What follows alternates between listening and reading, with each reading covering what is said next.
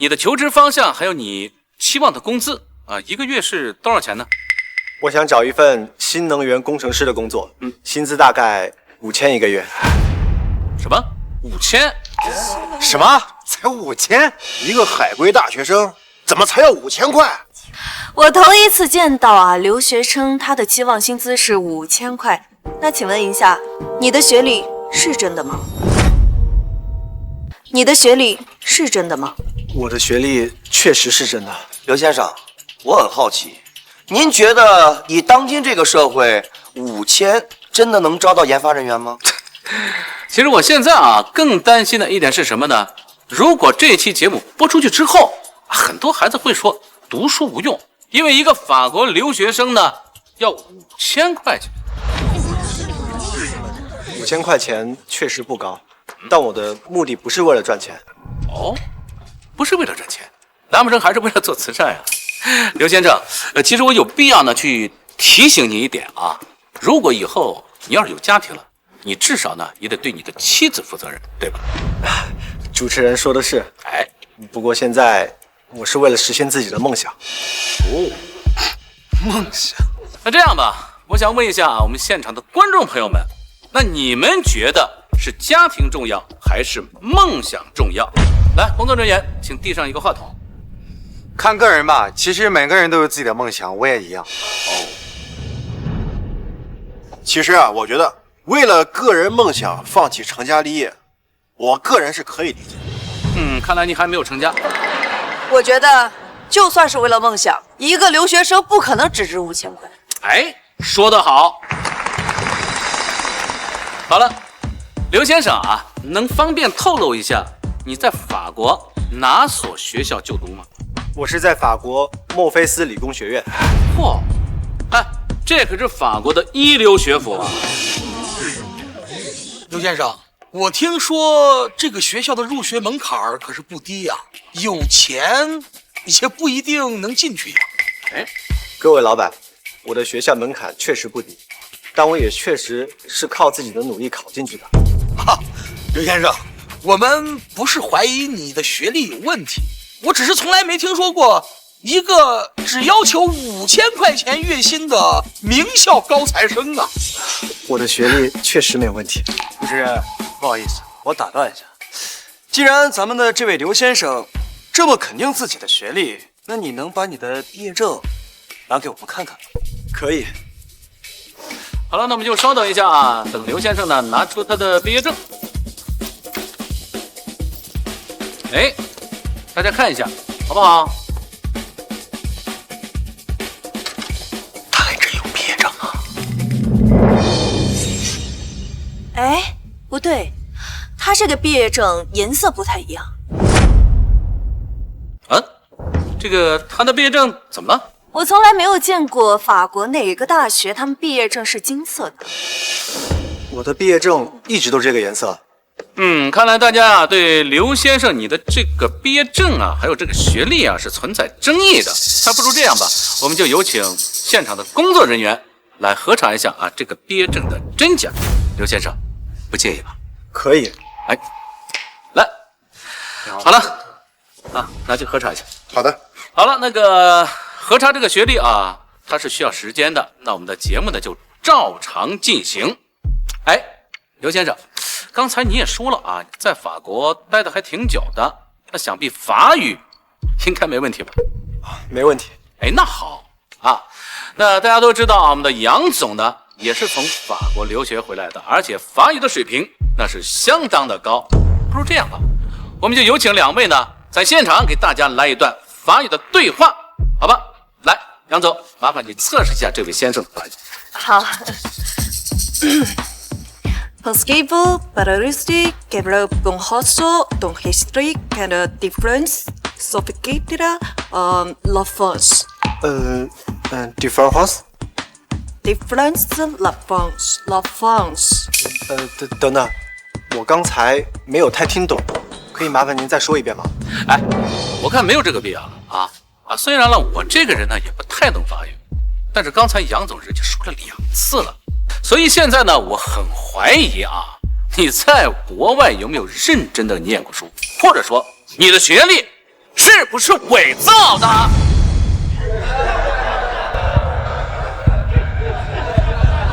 那里讲究资历、人情往来，不适合你。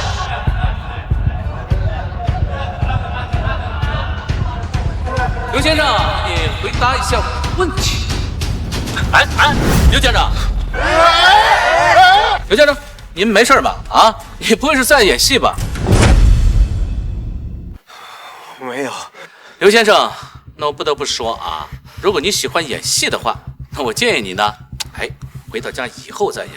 我们这里是求职的现场，不是奥斯卡的颁奖典礼。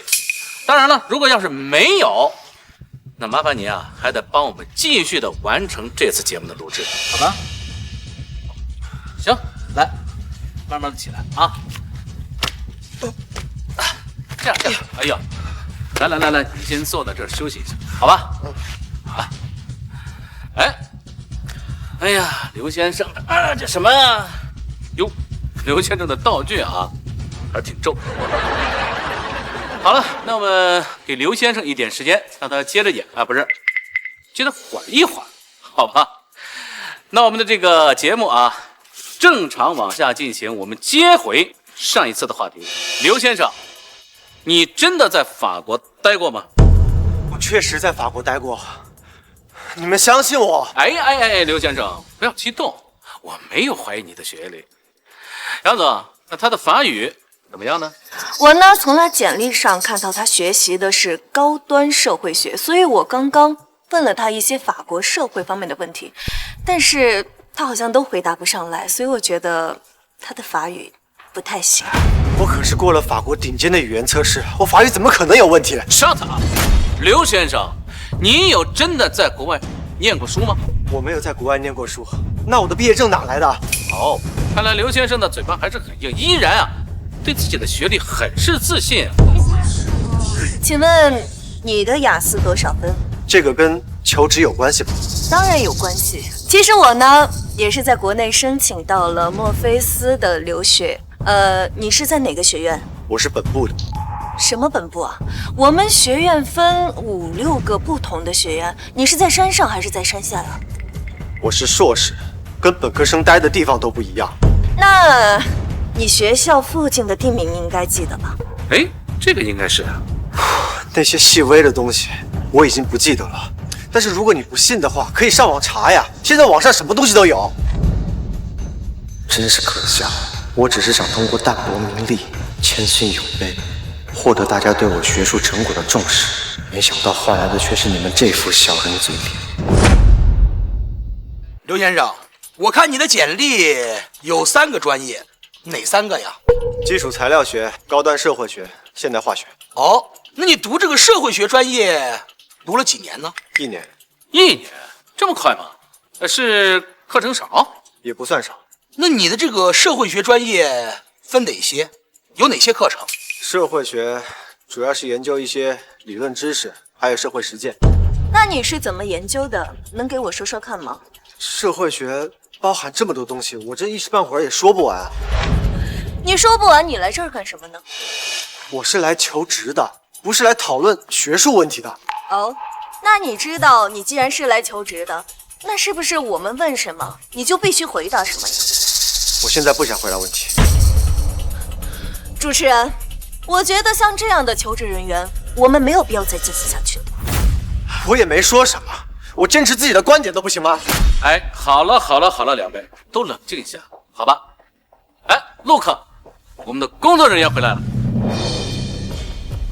来，鉴定结果怎么样？主持人，经过我们的核验，刘良同学的学历真实有效。经过我们的核验，刘良同学的学历真实有效。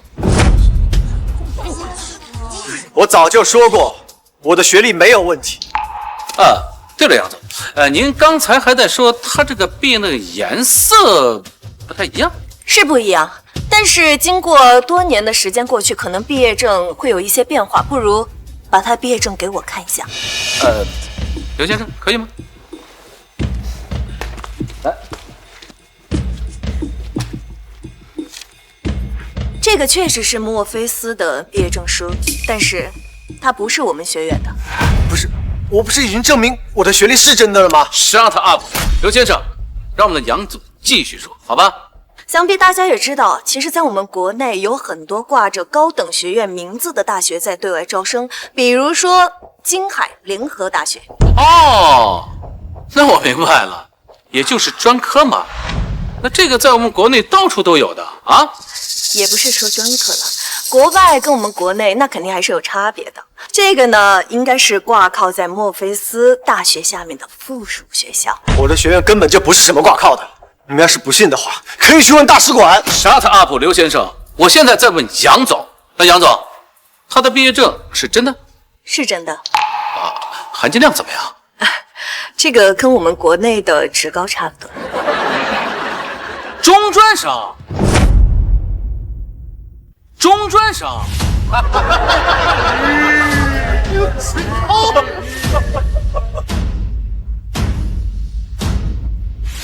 你们宁愿相信一个他，也不愿意相信我。哎，停！不好意思，主持人，我再打断一下。我现在十分肯定，我们这位爱表演的刘先生，学历造假。哦，现在这个社会啊，有好多人都喜欢拿着国内的不值钱的学历来国内混，这种人我见多了。够了！怎么恼羞成怒了？刚刚还文质彬彬，现在怎么换了一个人？哎呦，杨总，这还看不出来吗？原形毕露了，就是你们这种人，弄点带水分的学历啊，把自己包装成一个高学历的人才。你们这么做是为了满足自己的虚荣心吗？我包装自己，只要5000块钱的工资吗？谁知道你是不是想靠这个节目火呀？把自己打造成一个网红？你们这种人我见多了，而我的公司呢，从来就不招聘高学历的人才。哪怕今天你的学历有1%是真的，我也不会招聘你，为的就是杜绝你这样的人存在。所以你的公司不是世界500强？不对，你的公司连国内500强都算不上。这话是什么意思？话里话外。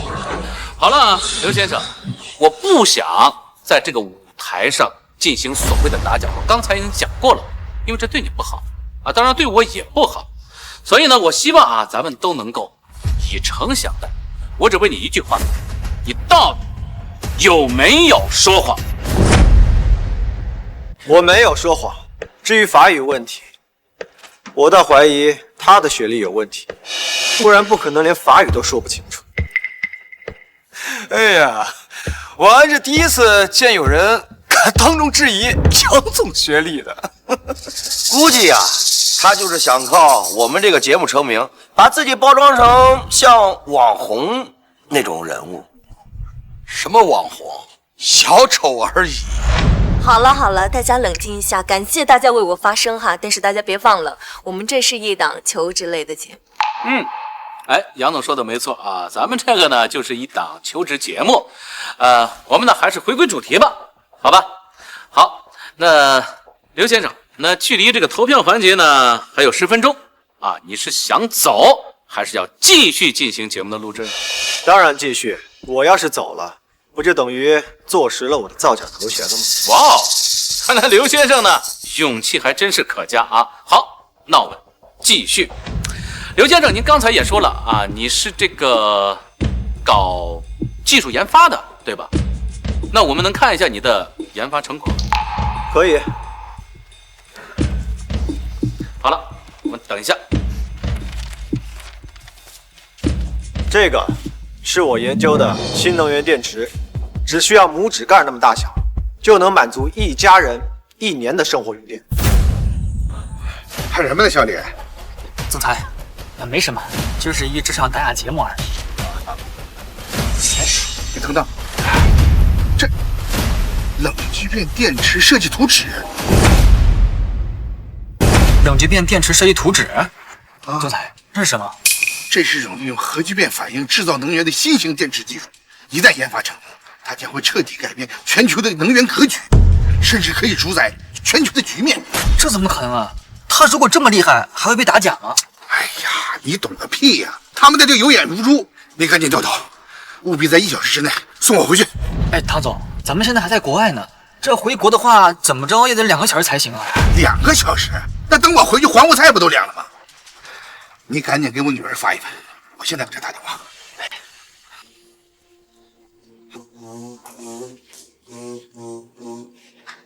喂，爸。你赶快打开文件看看。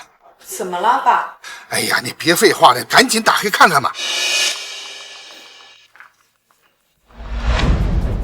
刘老师。少爷，你认识啊？当然认识了，他就是我跟您说过的天才导师刘良。前段时间听说他回国了，没想到上了国内的求职节目。好。哎呀，少爷啊，你的这位导师可真的不简单呐，他居然研发了冷聚变电池啊！你现在啊，赶紧赶往节目现场，无论付出任何的代价，把人给我带回去。知道了，爸。备车，10分钟之内务必赶到节目。是。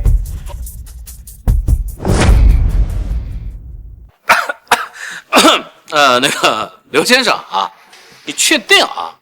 就是这么一块小小的电池，它就能够这个带动一家人1年的用电量？当然可以，要不然我来这做什么？陪你们唠嗑吗？哎，你别说啊，画的还真像那么一回事儿的。刘先生啊，你不做画家真的是太可惜了。小刚老师，我觉得您不去说相声，也挺可惜的。哎，好了啊，我们不说了。现在呢，这个刘先生，能把这张图纸借我看一下吧？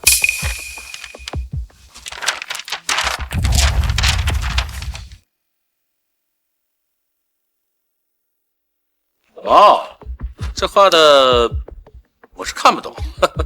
哎，对了，那个来，你们能看懂吗？这有什么可厉害的呀？这不就是一些电路图之类的东西吗？这是反应堆。我记得你是要应聘新能源工程师，陈总，您也是做新能源的，不如您考一考刘先生。刘先生，你是学能源的，那么你能不能告诉我一下，什么是EV，什么是 PHEV？ 我不清楚你说的这些，我跟你不是一个专业的。好，那不是你不是刚才说的电池吗？我的电池和你的电池完全不一样。你不是刚才说的电池吗？我的电池和你的电池完全不一样。没关系，没关系。我们做新能源汽车呢，做的就是纯电汽车，而 PHEV 指的是插电式混动车。这两者……好了，不用说，你们这个新能源电车技术，我完全看不上。你还瞧不上了？我的技术比你们这个新能源技术高出一个数量级，那是文明级别的差别。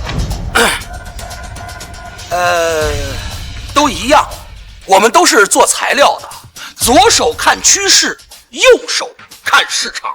我根本就不看什么市场，国家需要什么，我就造什么。哟，看来啊，刘先生还是一位爱国人士的。难道爱自己的祖国也有错？小刚老师，难道您不爱自己的祖国吗？那个刘先生，你可真会开玩笑啊！这可不是一个玩笑。好了，那个刘先生，我们不说这个啊，我们的节目呢要往下继续，好吧？那个刘先生啊，刚才你也说了啊，就这个电池，它呢就能够负担起一家人1年的电费啊，所以我不得不在质疑呢你这句话的真实性。那这样吧，你这个东西的原理是什么？能给大家详细的说一下吗？这种电池采用的是冷聚变技术，简单来说是通过特殊的……等等，你说你这个是冷聚变？冷聚变？对，是冷聚变。我要是没有记错的话，冷聚变这项技术上个月刚在国外宣传，目前呢处于理论的实验阶段。在这么短的时间内，你就了解透彻了？请问您说的国外是在哪里？法国。我有幸在法国参加过一场国际能源的沙龙会议，其中就提到了如何实现在低温条件下的核聚变反应。这种技术呢，其实就是在极度的低温情况下，让刀和氚产生聚变反应。我根本没参加过什么沙龙，但这项技术确实是我提出，也是由我亲自主导。还亲自主导，真能吹啊！刘先生，您说你是这个项目的发起人，那我想要请问你，你在法国哪一个实验室待过呢？跟你说了，你知道在哪吗？你不告诉我，怎么知道我不知道呢？你知不知道很重要吗？当然重要，我是老板，我需要了解员工的每一个细节。别以为是老板就可以高高在上。你懂核聚变技术吗？你连法语都说不清楚，跟你说这些有什么用？有没有用？你先说。我说不说你管得着吗？太奇怪了，主持人，我有一个要求。您说。今天要么他走，要么我留。你想走，随时都可以走，反正这里的老板也不差你一个。厉害厉害厉害！真厉害啊！口气可不小啊，你小伙子。哎，好了，两位啊，都冷静一点，好不好？啊，那个杨总啊，现在毕竟是直播的现场，哎，有什么事儿的话，咱们还是下播后再说，好吧？好了，那个刘先生啊，既然你也说了，你是在法国学成的一名技术研发人员，那想必呢，法国开出的条件应该是很好的吧？是很好。那既然这么好，为什么还要回国呢？因为我要回来报效祖国。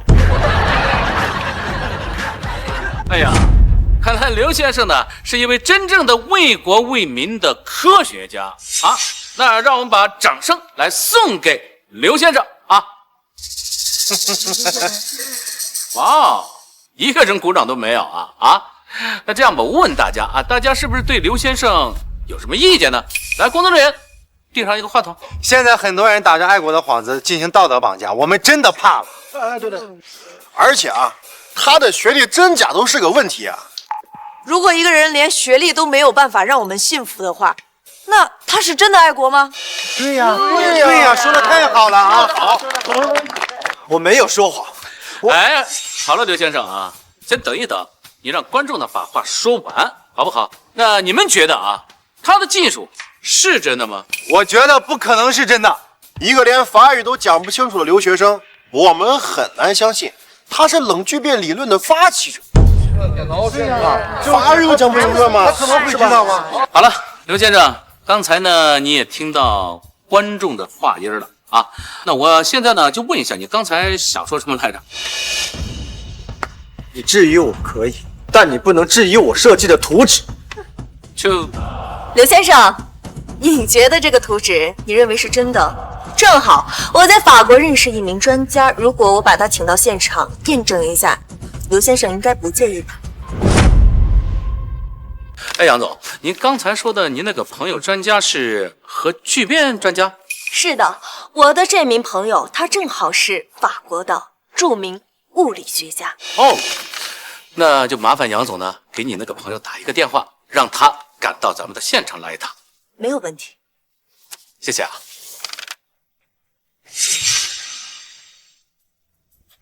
Hi, Mr. Smith, I'm Yang Yi。哦，杨啊，怎么想起来给我打电话？啊，是这样的，史密斯先生，我听说法国有人研究出了冷聚变技术，请问这是真的吗？你说这个事儿啊，确实是真的。难道我真的是他吗？那我能问问，这个是谁研究出来的？这是谁的专利？当然可以，是我这边的人出的专利。不过他已经回国了，想必现在在那边混得不错吧？有人啊，在我们节目上大声地说这项专利是他的，并且还拿出了图纸啊！不可能，这项技术没有任何人能画出来。大家看到了吧？史密斯先生说这不可能。这个人我认识，是我们墨菲斯学院的教授。之前他想收购我的技术，但是我要回来报效祖国，所以我没有同意。什么？你说你认识这位朋友？开什么玩笑！我的这位专家朋友，我都很少见到他，你怎么可能认识他呀？这话是什么？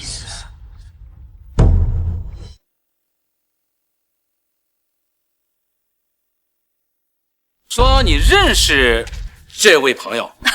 开什么玩笑！我的这位专家朋友，我都很少见到他，你怎么可能认识他呀？这话是什么？史密斯先生已经乘坐私人飞机赶往我们演播厅，他说他要打假。好，这个节目组真是越来越过分了，居然敢联合起来欺负我的导师！这里到现场还有多久？大概还需要20分钟。20分钟，来不及了，赶紧上车！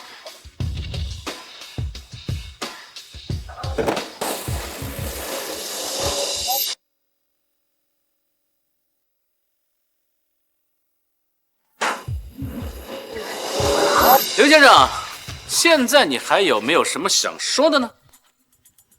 我没什么想说的。你们还有什么问题吗？主持人，我提一个问题。虽然新能源行业我不是太懂，但是物理学啊我也学过。我们都知道核聚变它是靠发热而发电的，它这个冷聚变它发电模式是怎么样的？图纸就在这摆着，看不懂吗？是，我是看不懂，所以才问你。问了就一定能懂？刘先生，你觉得你这个态度将来到公司会得到老板的赏识吗？如果一个公司的领导在没有任何专业知识的情况下就随意否定他人的成果，就算你做得再好，也不会获得任何人的赏识。刘先生，我可不可以认为你刚刚的这些话是在说我们不懂庄总喽？你们可以这样认为。主持人，我觉得节目录到这份上，已经基本上差不多了吧？好，那么接下来呢，就来进行投票环节吧，可以吗？主持人，直接进入投票环节吧。好，那我们现在呢，就继续2轮的投票环节，一轮是企业投票，另一轮就是观众投票。刘先生，没意见？可以。好，我们首先呢来进行企业投票啊，来开始，3、2、1，停！来看结果，哇哦，才对呀，这就有点尴尬了。来，我们这个要进行第2轮的投票了啊。就是观众投票，来，观众朋友们，请拿起你们手中旁边的打分器，来，开始，还是倒数3个数，3、2、1，停，看结果，还是 D。刘先生，还有什么想说的吗？我没什么想说的。我想也是啊，因为节目进行到现在呢，说实话，你已经被淘汰。不过我这个人呢，还是希望呢再给你一次机会。当然了，如果你跟大家道个歉，并且承认自己的行为不妥，我们的这个节目还是可以进行的。我凭什么道歉？我哪里做错了吗？因为你造假，你说谎。你们有证据吗？没证据就给我闭嘴。那看来你还是坚持你没有撒谎是吧？没错，是他们污蔑我。行了，既然刘先生呢对此有异议，那我们就等专家来了再说。梁总，还有多久？专家马上就到。刘教授，刘教授，哎呀，小陈儿，跟你说过多少回了，进来之前先敲门。你看你这，对不起，龙教授，我不是故意的。什么事？赶快说。龙老，您上次让我找的人，我找到了。不过什么？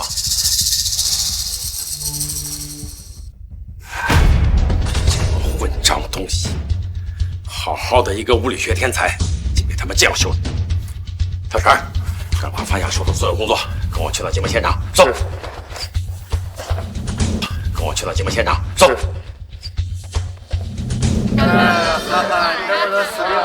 好了，大家冷静一点啊！我们请来的特约嘉宾来了，好，让我们有请法国的教授埃文·史密斯先生。Hello， 史密斯先生。你好，主持人。你好，能自我介绍一下吧？大家好，我是埃文·史密斯，来自法国的墨菲斯学院，现任学院的科学老师以及文化老师。听说您也是搞核物理的啊？是的。哎呦，那巧了，正好呢，我这儿有一位求职者，他呀也是搞核物理的，叫刘良，就是声称有我们冷聚变技术的年轻人吗？没错啊，对，就是这位刘先生。好，你好，刘。你好。哼，我们这位刘先生脾气还挺倔的。史密斯教授啊，我们这位求职者啊，他性格呢就是这样，您别介意啊。我不介意啊。对了，这位刘先生说了啊，这个冷聚变技术呢是他一手指导并且完成的，而且呢，他手里面呢还有一张技术图纸。您要不要看一下？来，给我看看。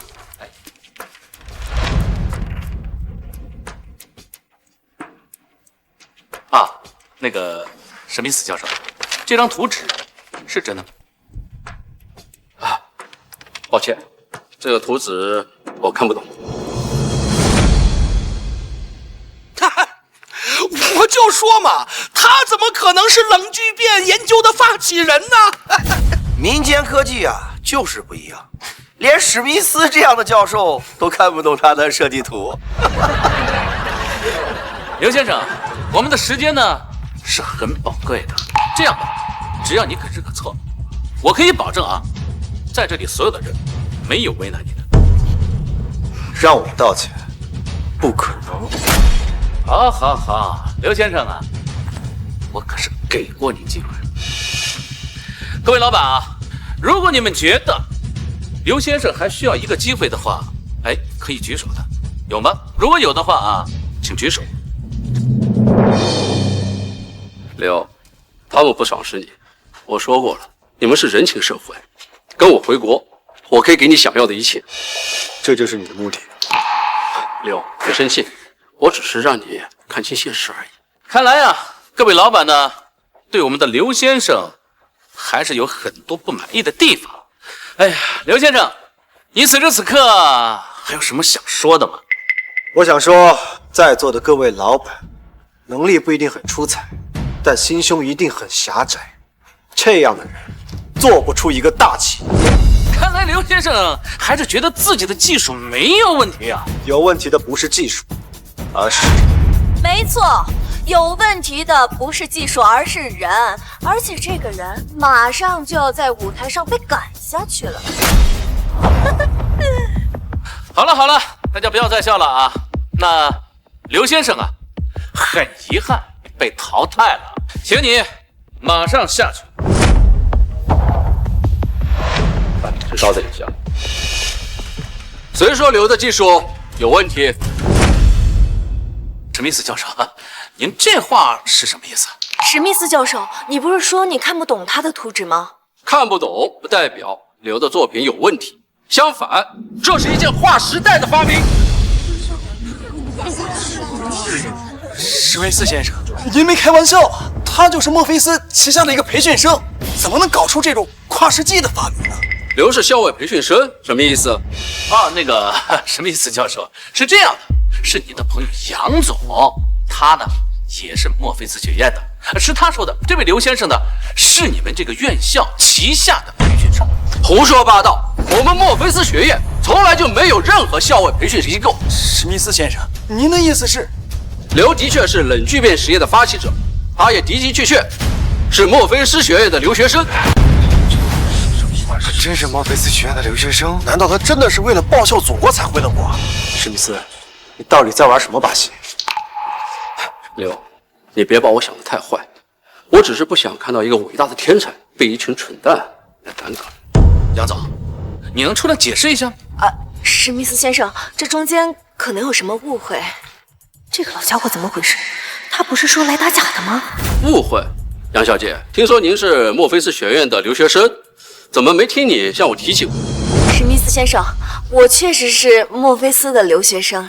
那你的学籍号和授课老师是谁？学籍号因为时间太久了，我有点记不清了。但是授课教授是威尔逊先生。对，威尔逊是法国古雷斯学院的客座导师，他早在10年前就已经离职。刘说的没错，威尔逊确实是古雷斯学院的老师。这么说来，杨，你不是我们墨菲斯学院的留学生？大家都听到了，到底谁才是骗子？谁的学历是假的？你想干什么？我要你为之前的行为道歉。刘先生，我特别理解你现在的心情，但是呢，咱毕竟现在还在节目的直播当中。之前不是直播吗？小康老师，你们要脸，难道我就不要脸了吗？现在立刻道歉！我们一堆老板，凭什么给你道歉啊？刘，你已经看见了，他们根本就不配拥有你的新能源技术。只要你愿意跟我回去，条件依旧。好啊，我知道了，还要将他的技术卖给外国人。大家看到了吧？他就是一个卖国贼。你嘴巴给我放干净点，谁是卖国贼？你不卖国，你怎么会将你的技术卖给史密斯先生？某些人嘴里说着只要5000块钱的月薪，但是心里这个算盘打的可是响得很。我要多少钱跟你有什么关系？而且这是我的技术，我想怎么处理就怎么处理。是，这技术是你的，所以你才要卖掉它。观众朋友，你们看到了吗？咱们这位从法国留学回来的高材生，为了钱要出卖自己的国家。卖国贼！卖国贼！卖国贼！滚出我们的国家！刘，你看，他们接受不了你。你们没资格骂我是卖国贼。请问你们听到我要把技术出售吗？你们看到我拿了他1分钱吗？你们就是这样对待一个想要报效祖国的留学生吗？如果你真的想要报效祖国，那么你将该将你的技术无偿的捐献给陈总他们的新能源公司。什么？如果您答应把这技术无偿捐赠出来，那么以后我们公司……你配吗？你说什么？我说你配吗？就你们这些利欲熏心的企业家，也配让我免费把技术送给你们？我们怎么了？我们这么努力的赚钱，那是为了龙国的经济发展。你没有看到我们有多辛苦吗？正是因为有了我们的辛苦，我们才能推动龙国的经济。那么说起来，你们比我还要爱国。林峰，我们就是很爱国。我们这些生意人赚那么多钱，不就是为了我们的龙国能够经济繁荣昌盛吗？不就是为了我们的龙国能够经济繁荣昌盛？而你呢？你口口声声说你自己爱国，那我怎么不见你把自己的东西捐献出来呢？没错，刘先生，如果你愿意呢，把你的技术免费拿出来的话，我相信啊，全国的老百姓都会感激你的。行，我答应你。不过这项技术还差最后的实验阶段，谁愿意出钱让我把技术做完，我就免费送你。刘先生，不就是钱吗？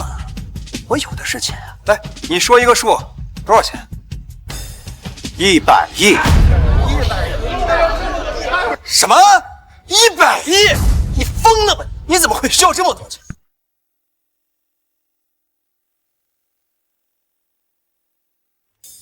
？100亿。什么？100亿？你疯了吧？你怎么会需要这么多钱？我纠正一下，不是我要这么多钱，而是这项技术想要完成就得砸这么多钱。我本人只要5000块钱。怎么，一个个变哑巴了？刚才不是很爱国吗？要是真爱国，就把这100亿拿出来，让我把这实验做完。要是真的爱国的话，你就应该把这项技术做完，然后免费公布给大家。你说这话要脸？要不我把冷聚变电池做出来，再送你们1人1块。你用什么口气跟我们说话呢？就你这种，也配让我好声好气跟你说话？你配吗？大家看到了吗？他口口声声说爱国，结果不愿意将这份技术免费公布给大家。我看他呀，就是一个骗子，是个卖国贼。他今天要是不把这技术免费公布出来，他就甭想走。对，不能让他走。他要是走了，这技术就流到国外了。安静一下，安静一下啊！刘先生，我建议呢，还是把你的技术拿出来。你也看到了啊，现在观众的情绪特别的高，人也特别的多，不然的话，真的很难保证你个人的安危啊。您就是这样对待一个归国报效祖国的科学家吗？我管你是谁，今天必须把东西交出来！狗屁的科学家，我看你就是一个卖国求荣的混蛋！狗屁的科学家，我看你就是一个卖国求荣的混蛋！就是个混蛋，今天不能让他走，必把东西交出来！ Monsieur Léon, tant que vous promettez de me suivre, quand pour venir vous chercher. Désolé, Mr. Smith， 就会说 tough。大家看到了吧？他这位刘先生已经决定将这份技术卖给史密斯先生了。你胡说八道什么？少在这血口喷人！我已经看到你们用法语在交流了，你别想抵赖。对，把这个卖国贼给我抓起来！法呢？抓起来，好好惩罚他！抓起来，抓起来！住手！我看谁敢动我老师！少仪，导师，你真是不够意思，怎么偷偷回国都不告诉我一声？我这是怕大家担心嘛，所以没通知你们。这些都是……导师，其实我的真实身份是国际巨兔能源集团的千金大小姐唐少仪。什么？唐家千金？这巨图能源可是世界500强靠前企业，对我们节目组都有投资，他也过来拉拢他。不好意思，史密斯先生，我的导师今天怕是不能跟你走了。你也是来拉拢刘的吗？拉拢？不，我是来资助导师的，我可以给他想要的一切。老师，你愿意跟我走吗？不好意思，史密斯先生。老师，你愿意跟我走吗？不好意思，史密斯先生。我记得唐氏集团的掌门人唐乾5年前就移居国外，你要是跟他走的话，你就报效不了你的祖国了。哦，原来是外国人。你今天要是跟他走的话，你还是卖国贼。你要干什么？你凭什么打我？我看你不顺眼，我打你怎么了？你算个什么东西？你敢质疑我老师的学历？你胡说八道！我要报警了！报警？你报一个试试啊！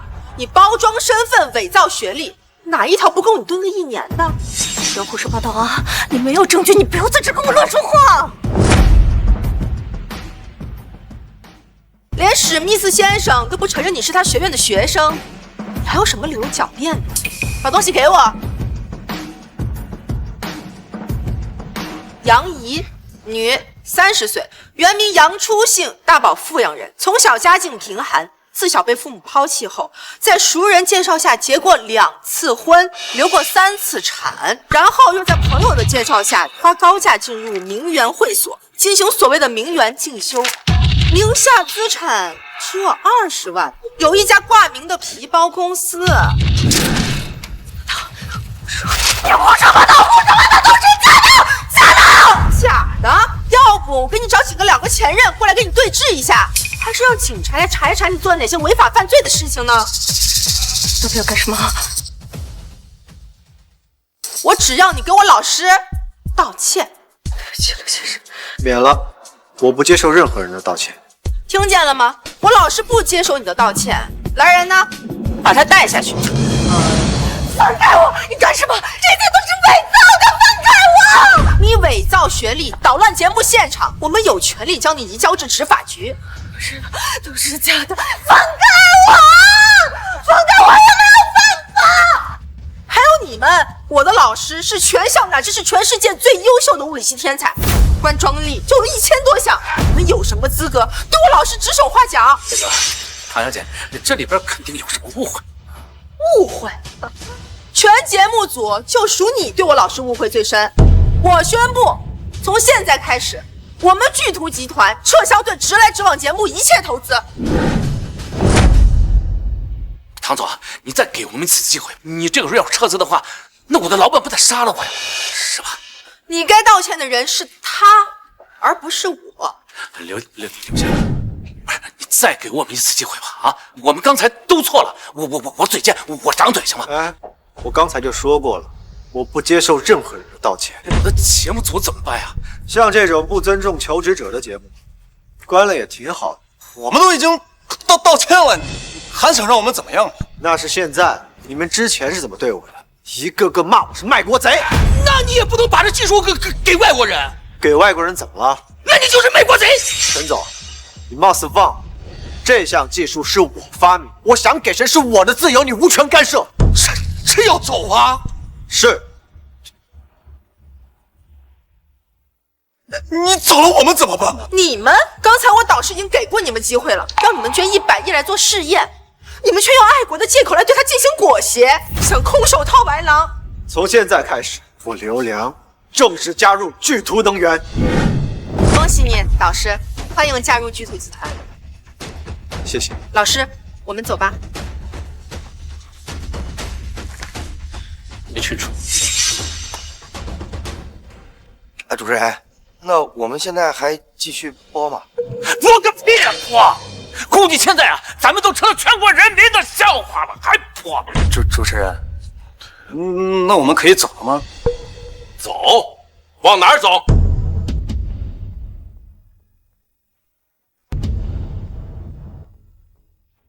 居然是科学院的院士龙教授，他怎么来了？这难道也是因为那个姓刘的？龙教授，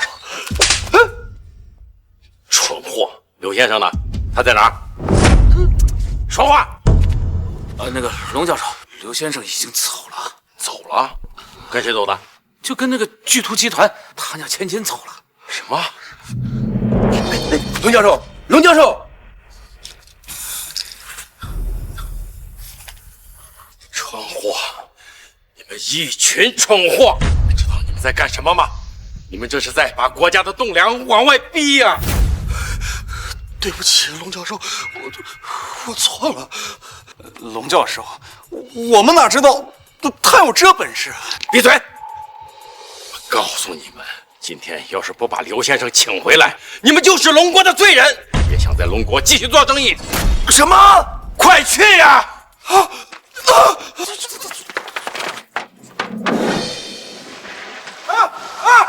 刘先生，我给你们了，走进去！快点开车！开车！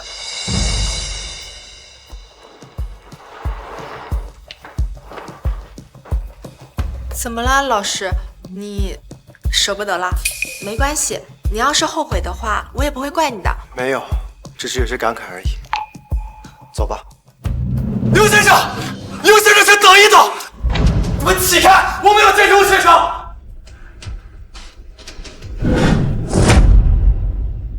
你们起开，我们要见刘先生！你们知道我们是谁吗？我管你们是谁，知道那是谁吗？那是唐氏千金，这里是唐氏专机的私人登机口。就你们也想捣乱？完了，全完了！据报道，某企业高管因涉嫌破坏国家机密罪被执法机关逮捕，目前案件正在进展中。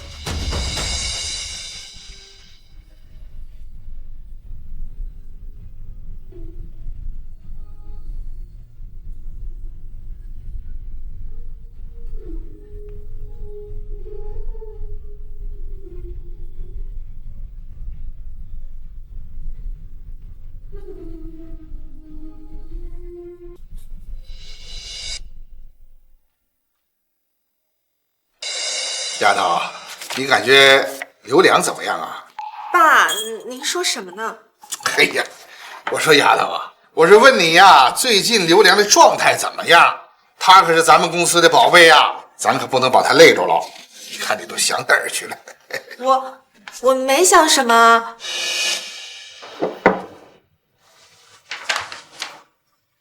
唐总，刘良，你今天是破了天荒了呀？主动来找我来了，是不是实验室缺钱了呀？不是，唐总，我想回国了。唐总，对不起，我始终忘不了生我养我的那个家。起来吧，你不用对不起，你做的没错。起来吧，你不用对不起，你做的没错。不过我有个请求。您说。少宇这孩子啊，一直都喜欢你，所以我请你照顾好他。好。